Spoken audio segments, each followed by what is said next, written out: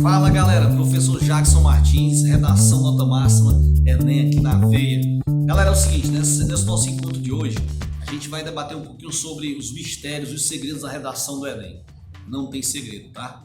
As pessoas me perguntam assim, os alunos, professor, como é que eu devo iniciar uma redação do Enem para ser nota máxima? Nesse vídeo que a gente está fazendo para você agora, a gente vai te dar os segredos da nota máxima do Enem, tá? A gente vai estar postando esse vídeo aqui logo mais e amanhã, dependendo do número de acessos desse vídeo, a gente vai estar lançando outro vídeo onde eu vou comentar 4 apostas minhas para a redação do Enem de domingo, tá? Vai ser sucesso total. Então vamos lá. Me perguntaram no inbox como é que eu poderia dar um conselho para quem vai fazer o Enem domingo na parte de introdução.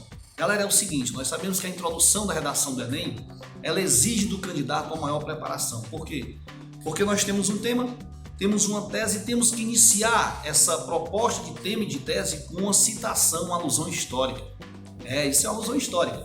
Então, assim, lá naquela competência 2 que você começa a trabalhar ali com o gênero textual dissertativo, é bom que você tenha uma leitura crítica. E essa leitura crítica passa por filosofia, sociologia, história, geografia, enfim, uma outra área do conhecimento que também está prevista na cartilha do participante e que você vai iniciar a tua redação, tá? Então, assim, nós trabalhamos com redação do Enem há mais de 15 anos e a gente vê muitas redações perfeitas, boas. Então, as pessoas perguntam assim, os alunos, professor, como é que eu iniciaria uma introdução que fosse nota máxima, que o corretor percebesse que eu tenho domínio da leitura crítica?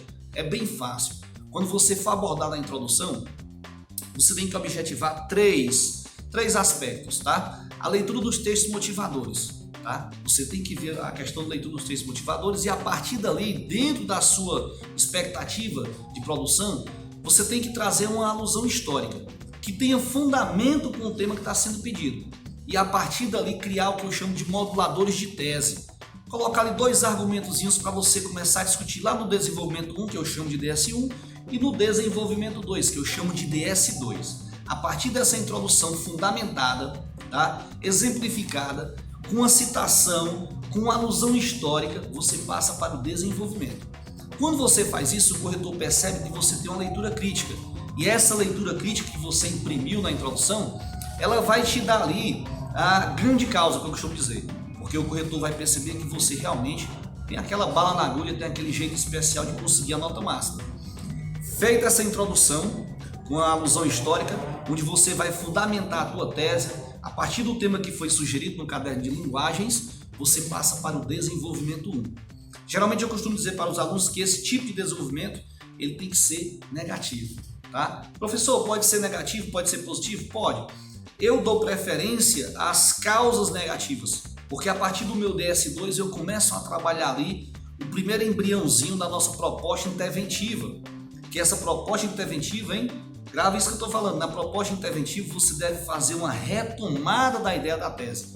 E isso é muito importante porque a tese está na introdução.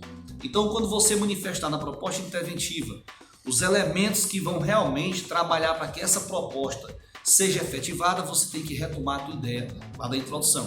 Pois vamos agora ao DS1. Olha, no DS1 você colocou um argumento e você vai trabalhar. Esse argumento já vem lá da introdução. Esse argumento que você está dentro do DS1 desenvolvendo também deve ser fundamentado. Então, se um tema for social, por exemplo, se for um tema social, digamos que você abriu o caderno do Enem no domingo e pegou a questão da evasão escolar, por exemplo. Então, você tem que ter uma fundamentação de acordo com o tema. Então, um Paulo Freire seria muito bom, tá? Um Jean-Jacques Rousseau seria muito bom, um Immanuel Kant seria muito bom. Então, esses 3 nomes, eles vão te fundamentar com o tema. Então, esse tema vai ser discutido a partir da tua introdução. No DS1, você volta a fazer uma alusão histórica novamente, para que você possa agregar valor ao teu desenvolvimento. Esse é o segredo do DS1, onde você vai fechar com nota máxima. Trabalhou esse primeiro argumento, separa as 2 últimas linhas, tanto da introdução quanto do desenvolvimento, para que você possa fazer o espaço de convencimento, onde você vai colocar, vai imprimir a tua marca, tá? O que é a tua marca nesse momento de Enem de decisão? Tendo em vista que a redação vale 20% dos cadernos, você vai colocar os índices de autoria.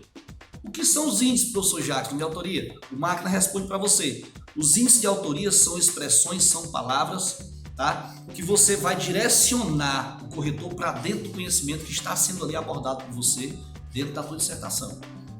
Feito isso, por exemplo, expressões como desse modo, dessa maneira, dessa forma, você faz um retrospecto do que foi discutido a partir do teu argumento. Vamos para o DS2, estrutura simples. O segundo argumento que você colocou lá na tua introdução, ele vai ser retomado agora no teu desenvolvimento 2. E a partir desse desenvolvimento 2, você começa a fundamentar. O ideal seria que você também voltasse para as alusões históricas, né? Se for um tema, vamos dizer que for um tema da saúde, por exemplo, então você teria que ter aí uma alusão histórica que batesse, que fosse muito paralela ao tema discutido a partir da saúde. E aí o corretor vai realmente entender que você vem discutindo dentro de uma progressão das ideias.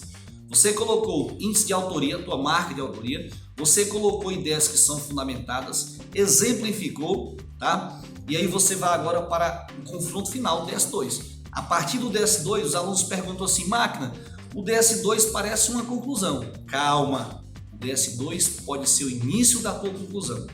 Porque a partir do DS2 que vai ser positivo, você já começa a apontar para o corretor as consequências de um trabalho a partir da ação dos agentes, tá certo? Que nós chamamos hoje de GOMIFs, né? O governo, as ONGs, as mídias, o setor midiático, a seara midiática, o indivíduo em sociedade, tá? A família, a escola e a própria sociedade. Então, a partir do DS2, quando você começa a fazer a primeira configuração da tua proposta interventiva, você começa a trabalhar o último argumento que você realmente colocou da tua introdução. Lembrando mais uma vez, as duas últimas linhas de qualquer parte da macroestrutura, que são os parágrafos, você vai usar como espaço de convencimento do teu corretor, tá bom? E aí chega o passo final. Você vai para a proposta interventiva, tá bom? A proposta interventiva você vai elencar ali de 4 a 5 elementos que são possíveis para a solução do problema. Lembra o seguinte, a tua proposta é uma proposta interventiva. Você tem que ter cuidado com isso, porque você tem que ter agentes, você tem que ter a ação que será feita por esses agentes, você tem que ter o meio pelo qual a ação vai acontecer, vai ser executada, você tem que ter o modo, você tem que ter também um detalhamento. Você tem que ter detalhamento. E aí você tem que ter aí também um efeito. Qual efeito essa proposta, essas ações ou essa ação em conjunto, ela vai criar para solucionar a problemática apresentada no caderno de linguagens, na redação especificamente, tá? Então, quando você fizer isso tudo, você vai lembrar que na proposta interventiva, tá? No teu 4º parágrafo, lembrando bem, você vai dividir a tua redação em 4 parágrafos, tá bom? Amanhã, na próxima aula, no próximo vídeo, vou dizer para você os segredos da macroestrutura do Enem para você alcançar a nota máxima, que é o 1000. Então, na tua proposta interventiva, você vai retomar a ideia de tese. Quando você fizer isso, você vai lembrar de 3 coisas. A primeira, que os agentes devem trabalhar em função de uma solução. Show de bola. A segunda, máquina, qual seria?